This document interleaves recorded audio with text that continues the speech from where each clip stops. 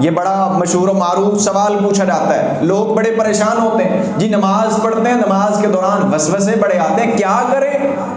اللہ کے رسول صلی اللہ علیہ وسلم نے ارشاد فرمایا، جب نماز پڑھو اور نماز میں وسوسہ آ جائے تو پڑھو اعوذ باللہ السمیع العلیم من الشیطان الرجیم من ہمزہ ونفخہ ونفثہ۔ کتنے لفظ ہیں؟